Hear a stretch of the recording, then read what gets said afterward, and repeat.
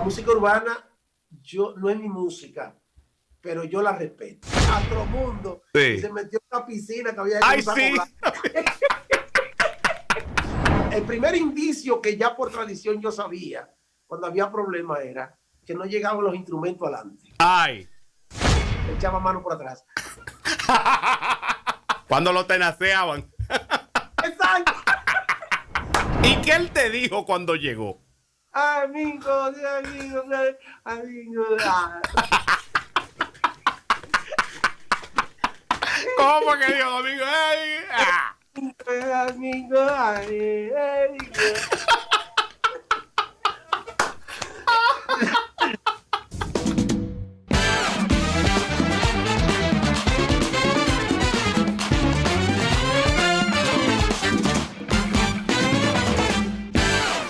Bien, señores, para nosotros es un inmenso placer recibir en este Germán Dominici Presenta a una figura de la televisión, de la comunicación, que hemos admirado desde muchísimo tiempo. Pero la grata sorpresa fue cuando lo conocimos, porque siempre se ha mostrado como una persona cercana, como una persona de mucho corazón, de mucha humildad. Y es un profesional a carta cabal, un pilar de nuestra música, el merengue y de toda la música dominicana. Para mí es un orgullo presentarles en el día de hoy a Domingo Bautista. ¿Cómo está, mi hermano Mingo? Bueno, mi hermano Macho Mocho, qué bien, qué placer saludarte, reiterarte los afectos, el cariño y nada, yo feliz y contento de poder compartir contigo y entrar en conexión con toda mi gente de Santiago y de todo el Cibao y de todo el país que te sintoniza. Debo decirte así de entrada, hermano, que me satisface muchísimo, me enorgullece ese proceso de crecimiento que tú has tenido como profesional y como persona. De verdad que me hace sentir muy orgulloso de ti y te auguro que sigan esa labor y esa proyección siempre, siempre positiva, mi hermano Macho Macho. Viniendo de usted es un gran halago, maestro. Usted sabe que lo admiramos de hace mucho tiempo atrás. Mira, Sí, sí. Domingo, esta serie de entregas la hemos realizado con el firme propósito de aportar algo a nuestra música, el merengue.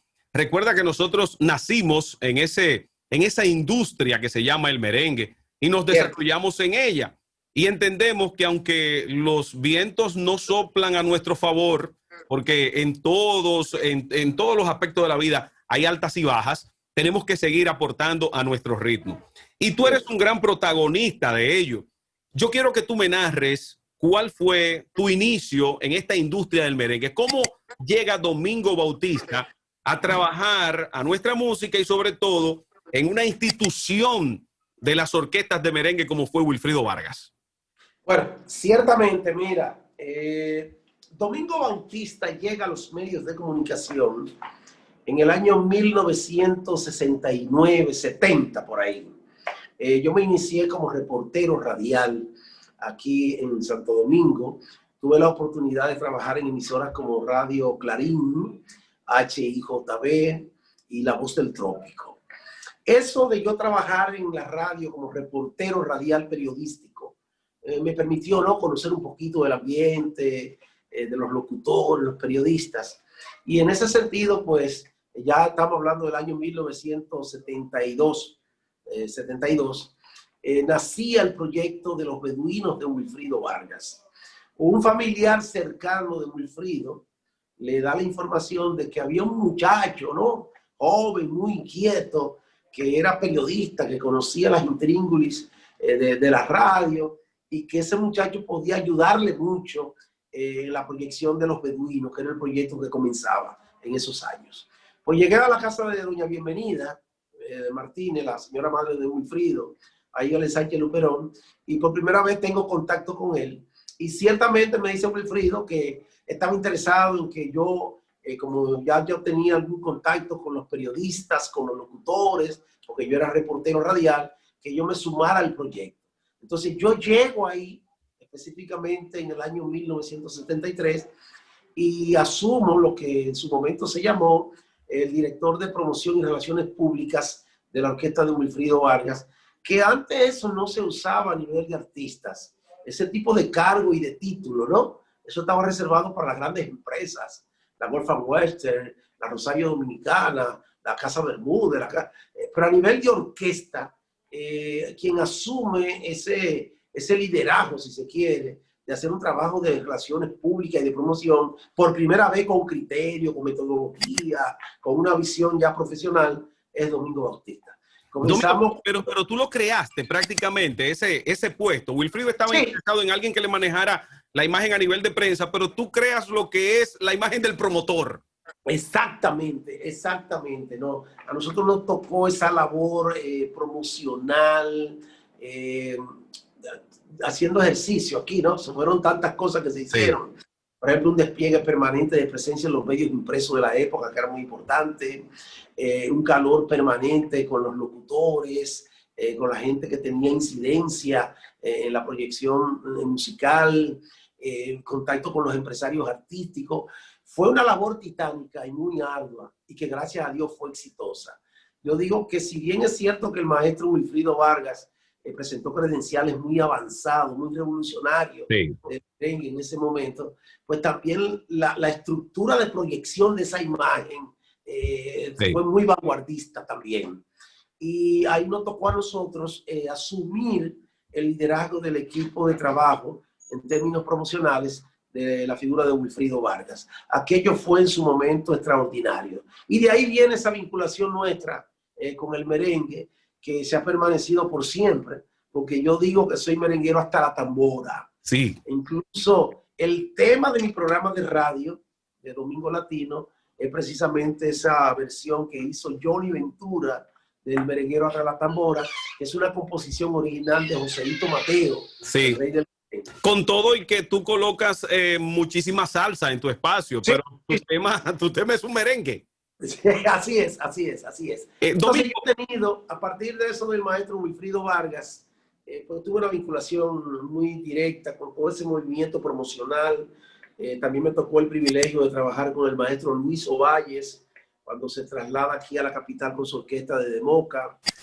También participé en la estrategia de promoción que se hizo en su momento para Víctor Roque, La Gran Manzana, cuando era gerenteada por Leonardo Morantín. Morantín, auspiciador de ese proyecto. Sí.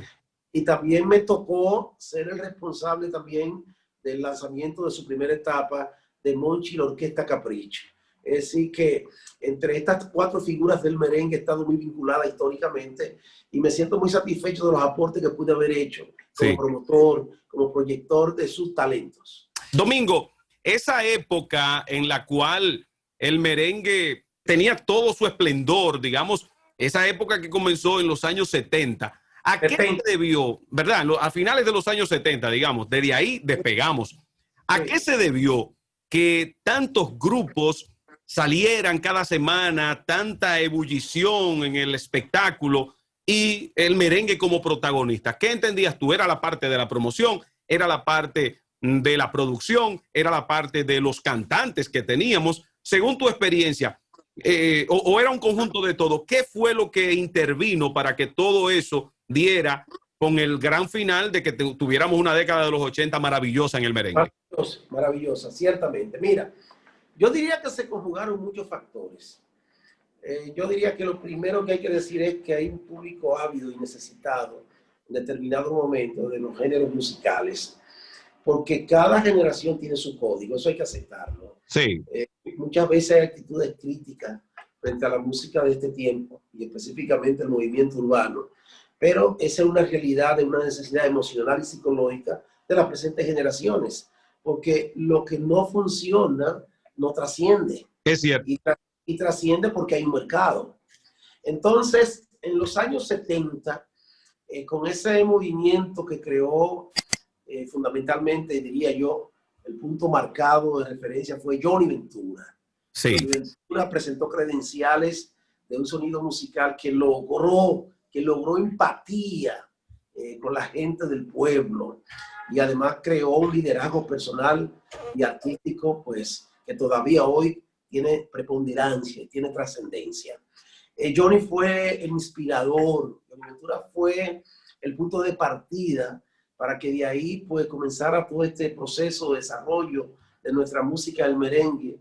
Y se dice estadísticamente que en los años 80 llegaron a formarse más de 100 agrupaciones de merengues, no solo en República Dominicana, sino que en plazas tan importantes como Puerto Rico, allí fueron muchas las agrupaciones musicales que se hicieron de merengue. Sí. Si te vas a Nueva York, en Nueva York también se dio otro gran fenómeno, donde estuvo la Gran Manzana, estuvo la New York Band, la Street Band, en fin. Y si te vas a Venezuela y otros países de Centro y Sudamérica, también se constituyeron en los años 80 grupos de merengue. Aquello fue un fenómeno extraordinario.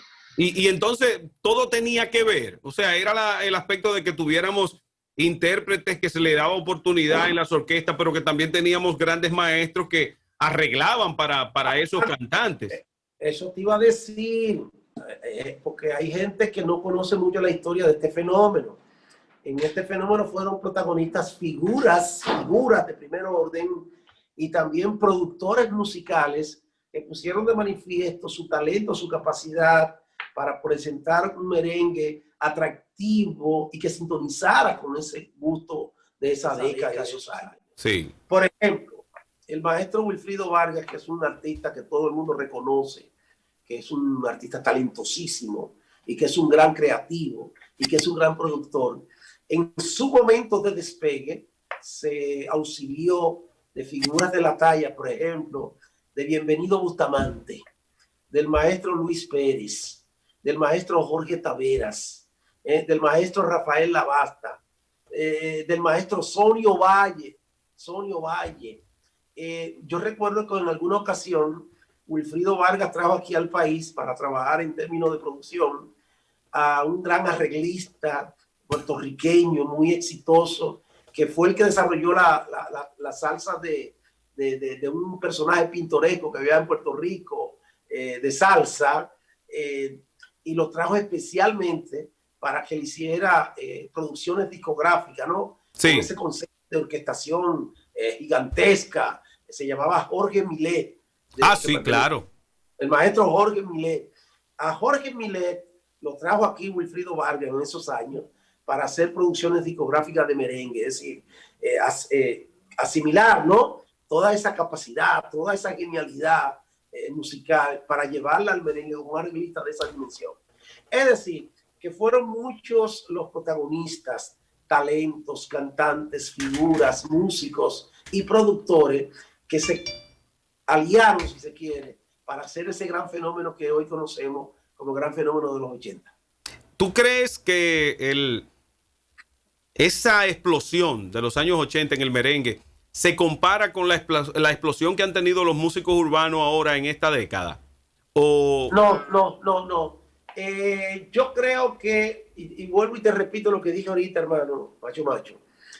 Cada generación tiene sus códigos. Sí. Y yo creo que los códigos de ahora, independientemente de cualquier aceptación que puedan tener, pues adolecen de algunas debilidades creativas, debilidades musicales, debilidades líricas.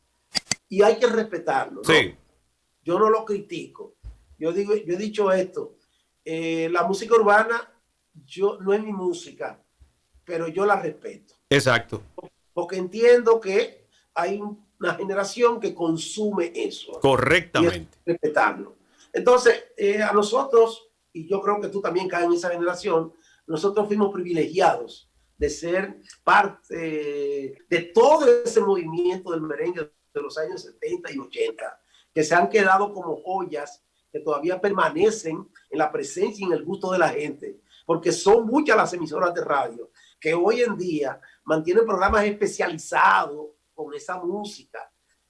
Por ejemplo, en mi caso, yo solo trabajo en Domingo Latino, mi programa radial dominical, sí, con música de los 70, 80 y hasta el 90. Y en el 90 solo hay que registrar el fenómeno de Pochi Familia, de Quinito Méndez y de esos grupos adyacentes que surgieron, sí, el Rock Banda, Ricarena. Yo soy de lo que entiendo que desde el 90 hacia acá hemos estado sin recibir, ¿no?, una presencia musical contundente del merengue, que haya ganado espacio y trascendencia, y que pudiera quizás en algún momento resurgir algún fenómeno musical con el género, pero que tiene que sintonizar con esa juventud que ya hoy no tiene los códigos de nosotros. ¿Y a qué se dio esa baja, Domingo? Porque tú que trabajaste tantas orquestas, tú llevabas el día a día y te dabas cuenta de lo que venía sucediendo. Entonces, si ese fenómeno Cocobán fue tan importante, si ese fenómeno Rocabanda, Quinito. Sí, que la Cocobán fue el gran fenómeno del merengue, hasta ahí no ha pasado más nada. Y entonces, ¿pero qué pasó? ¿Por qué eso no pudo evolucionar, dar otro paso y que surgieran que surgiera otro tipo de merengue o un merengue que se identificara con esa juventud?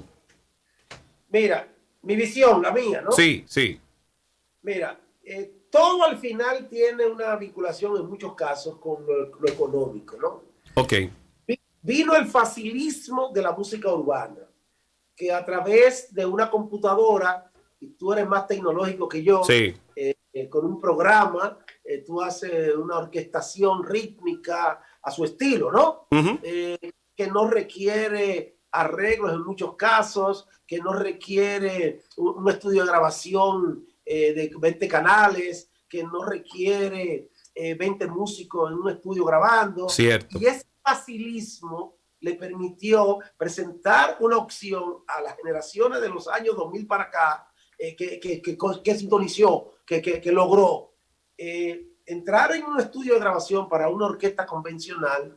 Se tenía que hablar en algún momento de millones de pesos, con todo lo que implicaba la producción, los arreglos, el estudio y los costos promocionales. Y luego para salir a escena, para ir, por ejemplo, a la super tarde, había que hacer una serie de ensayos, pagar transporte. Era complicado.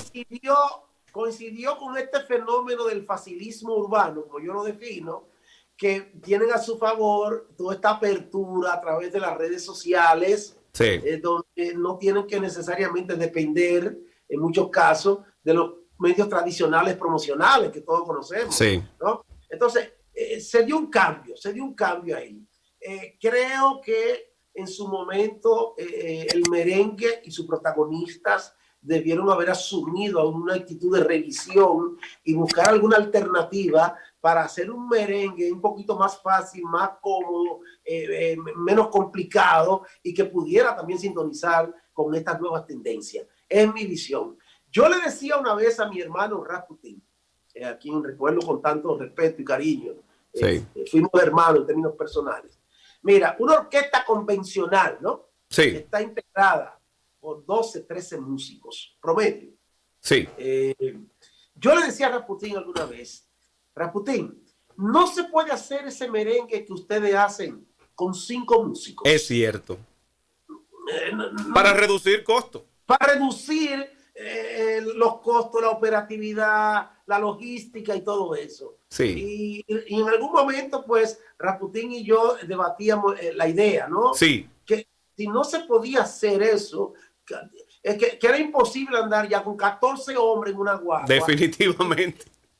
No sé si me entiendes. Pero solamente los músicos, 14 hombres los músicos, cuentan 3 bamboy. El manager, el rock manager, ¿entiendes? Sí, entonces, 22 personas de noche trabajando. 22, exacto. Una orquesta en Montecristi moviliza 22 personas. Exactamente. Vamos a estar claros, ¿no? Sí. Y yo en algún momento le decía macho a Rasputin, hay que buscar una forma de hacer el merengue con el nivel, con la calidad, pero que no tenga toda esa dependencia de tantos recursos humanos, porque los tiempos han cambiado y la logística se resulta muy difícil hoy en día. Pasó lo mismo en su momento, ¿no? Sí. Con las Big Band. Sí, En los años 60, lo que predominaban, ¿no? Eran las Big Band. No. Orquestas de 20, 25 y hasta 30 músicos. ¿Qué pasó? Y es la referencia que tengo históricamente. Ismael Rivera y Cortijo crean el concepto del combo. El combo. De 20, 25 músicos hacen un grupo de 10 músicos, 11 músicos. Excelente. Y aquello fue una explosión. Johnny Ventura viaja a Puerto Rico, ve el concepto y crea aquí el combo show. Claro. Todavía más espectacular que lo que hizo Cortijo. Sí. Porque le incluyó el elemento del show, donde cada músico era un elemento de espectáculo, ¿no? Sí. De movimiento. Sí. Y entonces creo que le faltó al merengue adaptarse un poco en algún momento a los cambios que se dan. Es un análisis, un ejercicio que estoy haciendo. Sí, no quiere decir que tenga la verdad. No, correcto, correctísimo. Además que tú eres un testigo de primer orden y puedes hablar de ello. Y ese merengue entonces de los años 90 que surgió después, que es el Merenhouse. El urbano. El Merenhouse, Los Ilegales, Sandy Papo, o sea, ¿qué pasó? Que ese movimiento no trascendió a que volviéramos a la güira y la tambora, o sea, que surgieran nuevas figuras, pero con güira y tambora. Lo que aquello desencadenó fue un movimiento de música joven, pero que eliminó la güira y la tambora, toda la parte rítmica. Es el Merenhouse. El Merenhouse, pero que los que siguieron después fueron los urbanos, no más Merenhouse. Exacto. Bueno, mira, aquí hay son muchos factores y tú conoces un poco de eso. Uno de los elementos protagónicos que sumamos al proceso de la decadencia del merengue es la desaparición de las casas disqueras. También. Con la llegada del internet, la industria discográfica perdió espacio. Es cierto. Y en esa dimensión le era muy fácil al público un tema, una canción subida en las redes sociales, en un minuto estaba en el mundo. Sí. Y tú con la disponibilidad de hacer uso de ella. Entonces eso mató las casas disqueras, que eran las que promovían y comercializaban. El soporte de los artistas. Entonces se dieron una suma de factores que llevaron a retrotraer, si quiere, la presencia tan estelar del merengue y de los derivados del merengue, que fueron como los últimos recursos, ¿no?, de presencia en el espectáculo, hasta que llegó todo esto del urbano, que definitivamente es una realidad. Vamos a estar claros. ¿Qué opinión te merece un concepto que emiten algunos entendidos de que también algunas figuras no le daban la oportunidad al relevo, cosa que no sucedía en los años 70 y en los años 80, porque tenemos grandes universidades del merengue? Tenemos a Wilfrido Vargas, tenemos a Dionis Fernández, tenemos a Johnny Ventura. O sea, de esas orquestas salió una cantera de talento que luego tuvieron sus proyectos propios. Pero parece que a partir de los 90 eso no sucedía. ¿Esto tendría que ver con que no se evolucionara más adelante? Pudiera ser un factor, pero yo no diría que determinante. Ok. Tú sabes que la resultante de cualquier hecho es la suma de una serie de cosas que se dan, ¿no? Sí. Y en este caso, ese pudiera ser un factor. Pero yo creo que la vida es cíclica, vive dando vueltas. Sí. Y yo creo que en cualquier momento va a aparecer o debe aparecer una nueva credencial musical del merengue, adaptada a estos tiempos. Ok. Y con la sintonía que demandan los públicos de hoy. Esa es mi valorización.